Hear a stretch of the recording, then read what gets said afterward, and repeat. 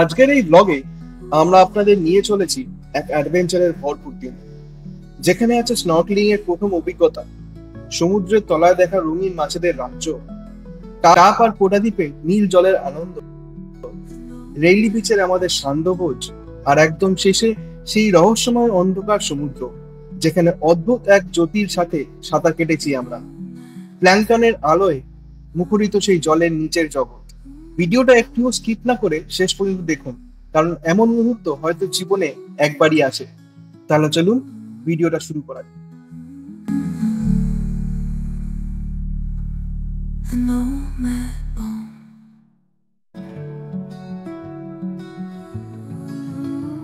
সূর্য তখনও পুরোপুরি বেরোয়নি, আর আমরা তখনই পাড়ি জমালাম নতুন গন্তব্যের দিকে। কোসামুয়ে আমাদের প্রিয় হোমস্টে ছেড়ে প্রি বুক করা মিনি ভ্যানে এসে পৌঁছেছিল একদম সময় মতো। চলে এলাম কোসামুই পিয়ারে, আর সেখান থেকেই শুরু হলো সিয়াচান ফেরির জার্নি।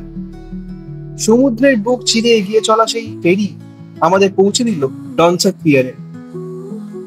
একটু সময় নষ্ট না করে ডনসাক পিয়ারে পৌঁছেই আমরা উঠে পড়ি আমাদের পরবর্তী বাহনে, পান্তিপ ট্যুরস অ্যান্ড ট্রাভেলস এর বাস। 450 ভাট পার পার্সন, মানে প্রায় 1100 টাকা, যেটা আমাদের সরাসরি নামিয়ে দিল ক্রাবির বাস টার্মিনাসে।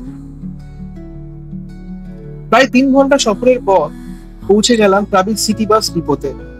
আমাদের হোটেল বুক করা ছিল আওনাং বিচে। আমরা এখন আছি ক্রাবির বাস টার্মিনালে। এই বাস টার্মিনালটাতে কখনো আসিনি। এখান থেকে আমরা যাব এখন আওনাং বিচে। আমাদের বাসটা নিয়েছে, এখানে নামিয়েছে। আমরা এখান থেকে আওনাং বিচে যাচ্ছি। আমাদের জন্য একটা মিনি ভ্যান করেছে। বাস ডিপো থেকে আমাদের জন্য অ্যারেঞ্জ করে দেওয়া হয়েছিল একটা ছোট মিনি ভ্যান, যেটা আমাদের পৌঁছে দেয় আমাদের হোটেল দরজাও। আর আমরা চলে এসেছি একেবারে সমুদ্রের ধারে, আওনাং বিচে। এই তো চলে এসেছি। নামিয়ে দে রে আমাদের বারবার কিনে। এই দিনেই আমরা বুক করে ফেলি আমাদের স্বপ্নের 7 আইল্যান্ড ট্যুর, ডিনার সহ ইভিনিং স্লট। জনপ্রতি খরচ আমাদের পড়ে 950 ভাট করে, প্রায় 2300 টাকা। ঠিক হোটেলের পাশেই একটি ট্রাভেল এজেন্সি ছিল, সেখান থেকে মারিয়াম ট্রাভেলস এর এই ট্যুরটা বুক করি। Hi, good evening. Hey hey hey বন্ধুরা। অ্যান্ড এইবার আমরা চলে এসেছি ক্রাবি। আর ক্রাবিতে এখন আমরা ইভিনিং ওয়াকে বেরিয়েছি এই আশপাশ দিয়ে। এরপর শুরু হলো একটু নিজেকে সময় দেওয়া। কমলিকা আগেই প্ল্যান করে রেখেছিল ক্রাবিতে এসে ব্রেড হেয়ার করাবে, আর আমি নিয়েছিলাম এক দারুণ হেড ম্যাসাজ, একদম রিল্যাক্সিং।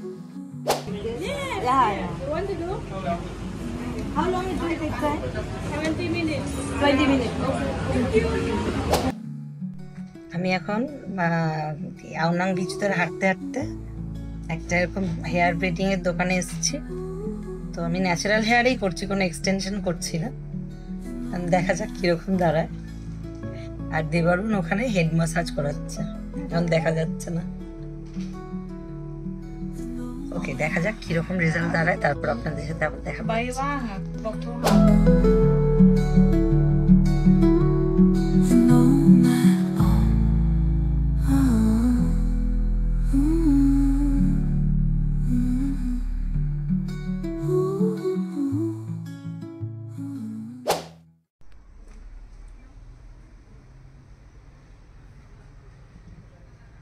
জানি না কেমন লাগছে, তোমরাই বলো কেমন লাগছে। ফার্স্ট টাইম এরকম করিয়েছি। কালকে ট্যুর আছে বলেছে, জলে ভিজলে কিছু নয়, 2-3 দিন পরেই খুলে দেবো। জেল ঠেল দিয়ে একটা শক্ত মতো হয়ে গেছে আমার চুলগুলো, কিরকম মানে নিজের চুল এত চেপে বেঁধেছে যে একদম পুরো মানে বিনুনিটা অর্ধেক হয়ে গেছে। আর জেল দিয়ে দিয়েছে, একদম পুরো শক্ত হয়ে গেছে। আমার অনেকদিনই ইচ্ছে ছিল, আমি ভেবেছিলাম প্রথমে ওই এক্সটেনশন কোনো একটা কালার দিয়ে করব, তারপরে ভাবলাম থাক, নিজের চুলের মধ্যেই থাক, আর কালার ফালার দিলে কি হবে। খুলতে গেলে যদি না পারি অসুবিধা হয়, তার থেকে নিজের চুলেই বললাম করে দিতে। দেখা যাক। আমরা আছি ক্রাবির এটা নাইট মার্কেটে। ক্রাবির একদম আওনাং বিচের উপরেই আছে, একটু হেঁটে এগিয়ে আসতে হয়। এখানে নাইট মার্কেট আছে, ওখানে এসেছি। এটাই কি ওয়েডনেসডে করে খোলে? না না না, এটা নয়, এটা এমনি মার্কেট। ওকে, তো এখানে night market on Wednesday night market. তো এটা প্রতিদিনই খোলা থাকে, তো তোমরা তাহলে আসতে পারো। ফুড স্টল আছে, এমনি মেলার মতন আর কি, সব রকমের স্টলস রয়েছে। কমলিকা এখন কি খাবার নেওয়া যায় আজকে রাত্রির জন্য সেটা দেখছে আর কি। হ্যাঁ, আমি তো সি ফুড খেতে হেবি ভালোবাসি।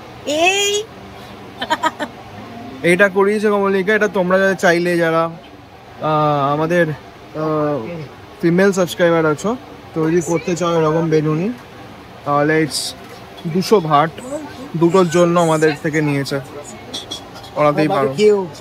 সন্ধে গড়িয়ে রাত নামতে পৌঁছে যাই এক জমজমাট নাইট মার্কেট। সেখানে খাবারের দুনিয়াটা একেবারে অন্যরকম। Pad Thai, Thai basil chicken, spice soup, sticky rice with mango, সব গরম গরম, টাটকা আর স্বাদে ভরপুর।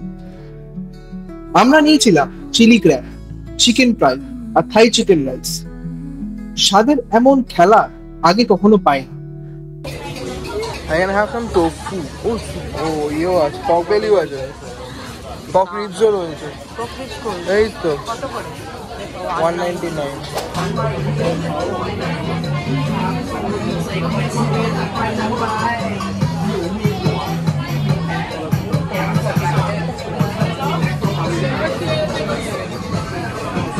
তুলবো।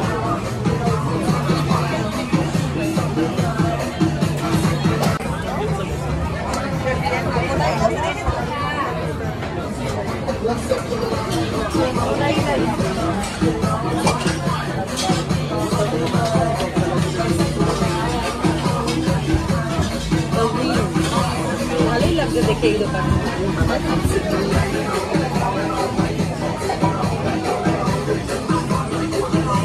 রাত বাড়তেই ফিরে এলাম হোটেলে। তবে তার আগে সামান্য কিন্তু জরুরি কাজ ছিল বাকি। ট্যুরের সব ঠিকঠাক দেখে নিয়ে ঘুমোতে গেলাম, কারণ পরের দিন সকালটা হতে চলেছে আরেকটা অ্যাডভেঞ্চারের শুরু।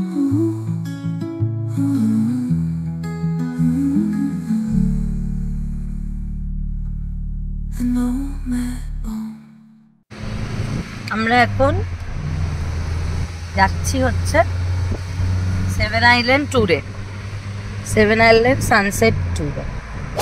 পরের দিন সকালে ফ্রি ব্রেকফাস্ট খেয়ে তৈরি হয়ে নিলাম আমরা।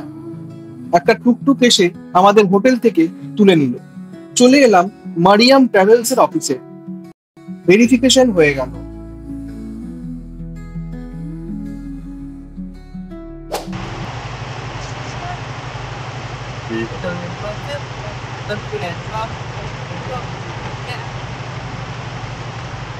আমরা ট্যুর শুরু করার আগেই বৃষ্টি নেমে গেছে মারাত্মক। জানি না আমরা কতটা ট্যুর করতে পারবো।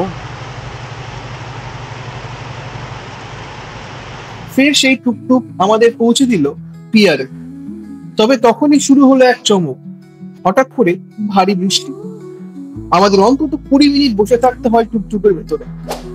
অবশেষে আবহাওয়া একটু ঠিক হতে আমাদের নিয়ে যাওয়া হলো লং টেইল বোটে।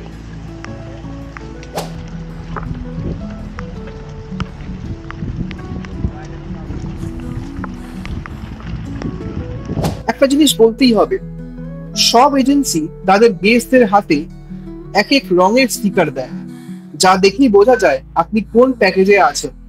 তাই স্টিকার যত্ন করে রাখবেন, যতক্ষণ না গাইড সেটা চায়, হারালে ঝামেলা। Right now you on the boat number 9. Okay, you on the boat number 9. The sticker is not important anymore. Okay, just remember the number of the boat, because maybe later when we get to the island we'll have the boat look the same and you can get on the wrong boat. That will cause a trouble. Okay, just remember right now we on the boat number 9 of Maria. It's easy, that off. Right now if you need life jacket, boat ছাড়তেই আমাদের guide ছোট্ট একটা brief দিল, কি করা যাবে কি করা যাবে না সমস্ত কিছু সুন্দরভাবে বুঝিয়ে দিল।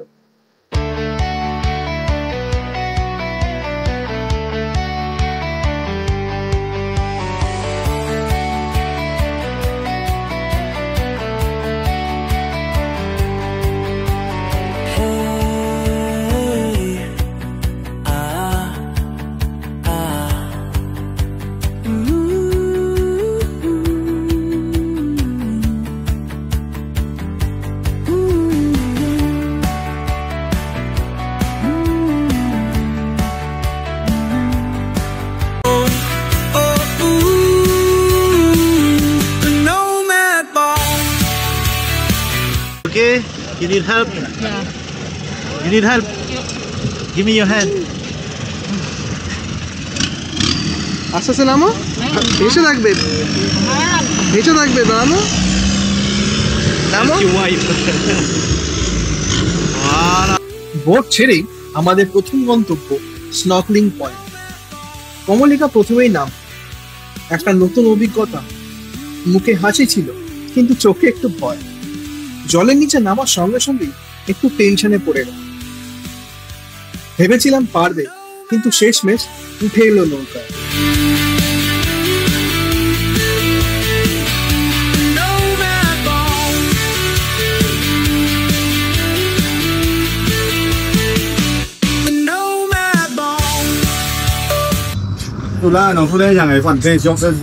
এবার দেবারুন নামছে।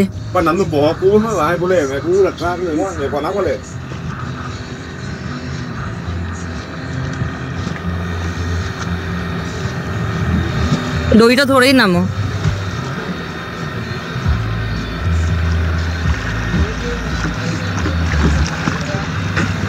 তারপর আমি নামলাম, ভেতরে সাহস নেই, আত্মবিশ্বাসে টকবক করে ভরপুর। যদিও আমরা দুজনেই সাঁতার জানি না, তাও ভাবলাম একবার চেষ্টা করে দেখা যাক। কিন্তু কিছু দূর এগোতেই বোঝা গেল শরীর নয়, মনই বেশি ভয় পাচ্ছে। ফিরে এলাম আমিও, কিন্তু জানি সামনে আরো সুযোগ আসছে, আর আমি হার মানব না। Very nice. এবার বোঝা গেল ওই জায়গাটায় নেমে আমাকে কি কি বলছিলে? হ্যাঁ, এখানটা ভর্তি মাছ, ওইখানটা তো নেই। আমি ওখানটা, এখানটা আমি কন্ট্রোল রাখতে পারছিলাম না, এরকম ভাবে নড়ে যাচ্ছিলাম। আর প্রথমে আমি নেমেই সল্ট ওয়াটার খেয়ে ফেলেছি।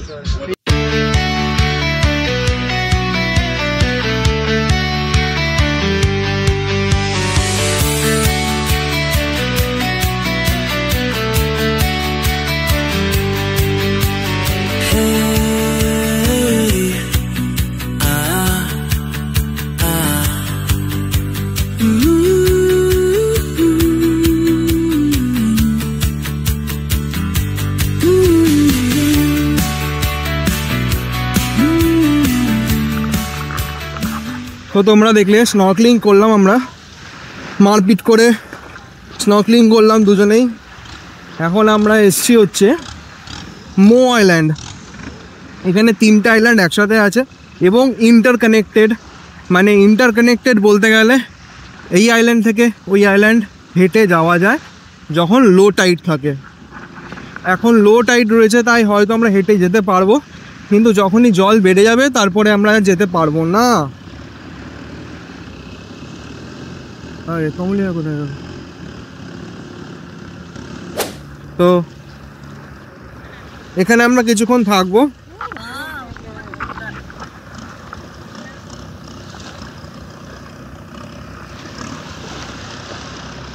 কোরাল তুলেছি, এগুলোই তো ফেনা, এগুলো শরীর খারাপের সময় দেয়। এটাই তো ফেনা। না না না, এটা ফেনা নয়, হতে পারে, জানি না। এটাই তো ফেনা, ফেনা জমে কোরাল হয়। এইটা হচ্ছে চিকেন আইল্যান্ড, এইটা হচ্ছে মো আইল্যান্ড, ওটা টাপ আইল্যান্ড। ওটাই তো টাপ আইল্যান্ড বললাম না, এটা মো। এটা মো? হ্যাঁ ওটা টাপ আইল্যান্ড। হ্যাঁ, আর দেখো ওই দূরে সবাই দেখো চিকেন আইল্যান্ড থেকে এই আইল্যান্ডে ওই হেঁটে হেঁটে হেঁটে হেঁটে আসছে। হ্যালোউইনের মতো। কোন দিকটা নামবে? ওই দিকটা নামি।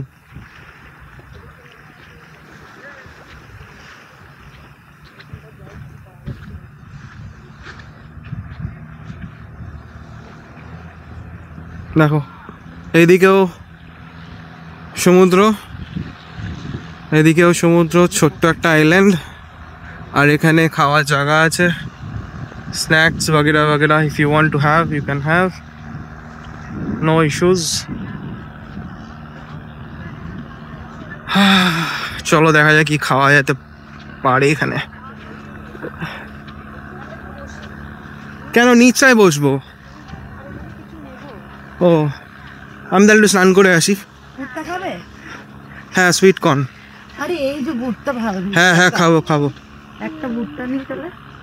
হ্যাঁ খাবারও পর টয়লেট আছে।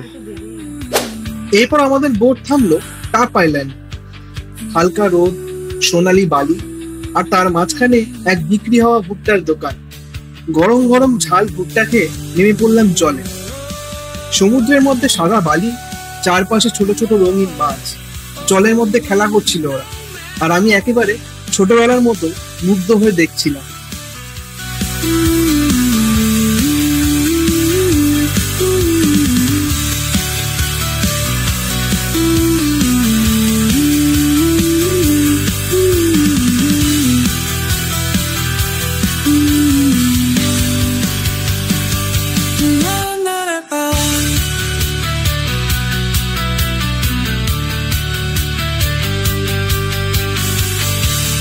তারপর আবার একবার স্নর্কেলিং সুযোগ। এবার আর কিছুতেই পিছু হটলাম না। জীবনের এক সাহসী সিদ্ধান্ত, নেমে পড়লাম সম্পূর্ণ গিয়ার পরে। আর সেই অভিজ্ঞতা বর্ণনা করার ভাষা নেই। জলের তলা সেই নীল পৃথিবী, মাছ, কোরাল, নীরবতা, এক অন্য জগৎ, যেটা আমি কোনোদিনও ভুলতে পারবো। আপনারা দেখতে পাচ্ছেন কিনা জানি না, এখানে প্রচুর মাছ জলের নিচে, টাইগার ফিশ, অনেক রকম ফিশ আছে এখানে। তলায় প্রচুর কোরাল আছে। ভিডিও করছি, দেবারুণ নেমেছে, এই যে তার জলে সুইম করছে, আর প্রচুর মাছ, প্রচুর মাছ দেবারুণের আশেপাশে ধরছে।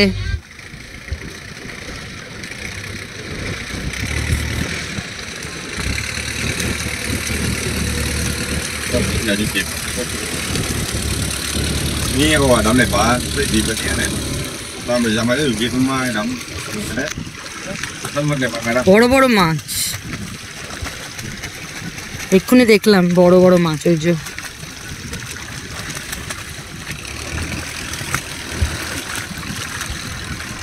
কি গো, বলো কিছু,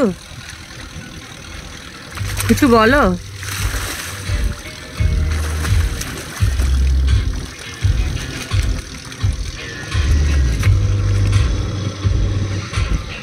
আপনারা দেখতে পাচ্ছেন কত মাছ দেবারুণের আশেপাশে।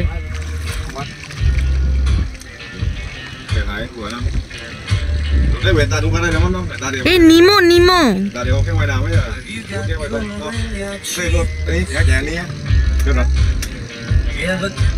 চলে যাচ্ছে মাছগুলো এবার বাড়ি।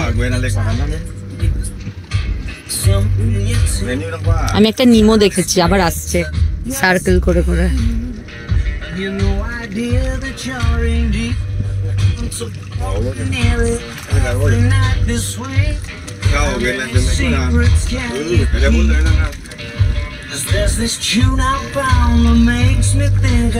দারুণ সুইম করছে দেবারুণ।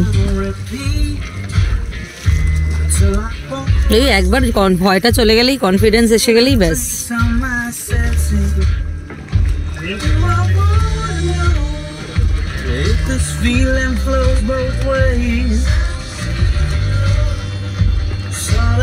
Đây giờ đi, làm nào mà đó nè, đây mà anh em mình cũng làm sai ra đủ của hai kia là một cái cái gì quá làmไม่ได้เลยเปิดกูนี่ลิงมักแต่ใต้น้ำ মা কত মাছ এখানে।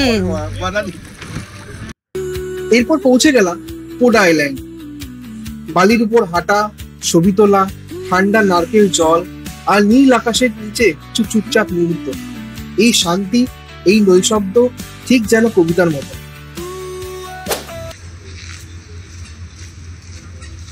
ভর্তি ধনেশ পাতা, কি সুন্দর। উড আইল্যান্ডটা অনেক চেঞ্জ করে দিয়েছে।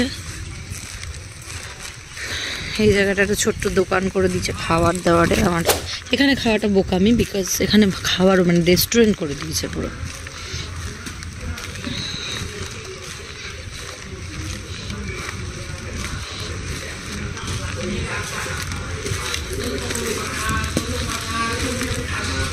এখানে সোমতাম পাওয়া যাচ্ছে।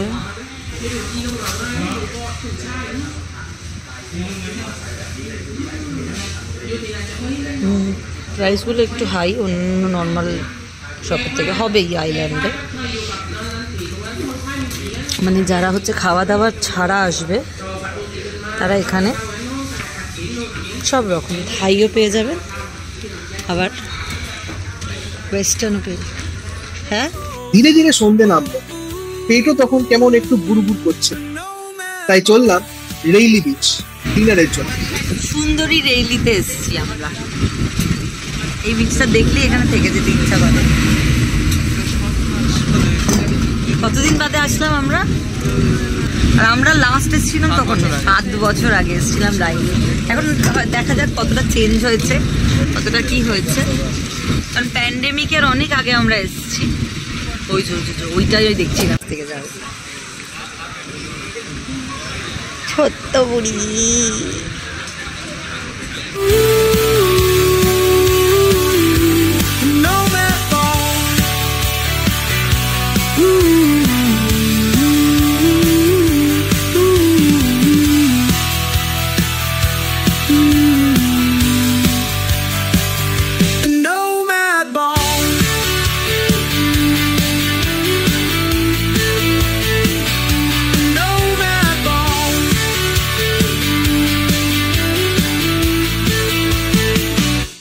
কিন্তু বলতে বাধ্য হচ্ছি, মেনুতে অপশন খুবই কম ছিল, আর যেগুলো ছিল তার অনেকগুলো শেষ হয়ে গিয়েছে আমরা কাউন্টারে পৌঁছানোর আগে।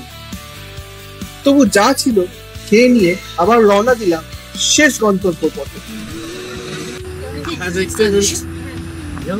দিবারুন যাচ্ছে। If you go underneath the trip there, you see a lot more better. More darker, you see a lot more better. এবং তারপরেই এলো সেই অংশ যেটা আমি দেখাতে পারছি না, আর এটা বলে বোঝানো সম্ভব নয়। প্ল্যাঙ্কটনের সাথে সাঁতার কাটা একটা অসাধারণ অভিজ্ঞতা। সমুদ্র তখন একেবারে অন্ধকার, যেমন আধার রাত, তেমনি কালো জল। আমি নামলাম স্নোক্লিং এর গিয়ার পরে, আর সেই মুহূর্তে চারপাশে আলোর মতন জ্বলে উঠলো ছোট ছোট জ্যোতির্বিন্দু। জীবন্ত তারা যেন জলেই ভাসছে। একটা অসামান্য জীবনের শ্রেষ্ঠ অনুভূতি, যেটা শুধু অনুভব করা যায়, বলা যায় না। আর ওপাশে বোটে বসে কমলিকা ভয়ে চিৎকার করে ডেকে উঠলো আমার নাম, কারণ সেই অন্ধকারে আমায় দেখতে পাচ্ছিল। এভাবেই শেষ হলো আমাদের ক্রাবি অ্যাক্টিভিটি ডে। আর এই ভিডিও শেষ পর্ব। পরবর্তী এপিসোড খুব শীঘ্রই আসছে, আরো কিছু অজানা জায়গার খোঁজে। সাবস্ক্রাইব করে পাশে থাকুন, আর যদি ভালো লেগে থাকে এই সফরনামা একটু লাইক আর শেয়ার করে দেবেন।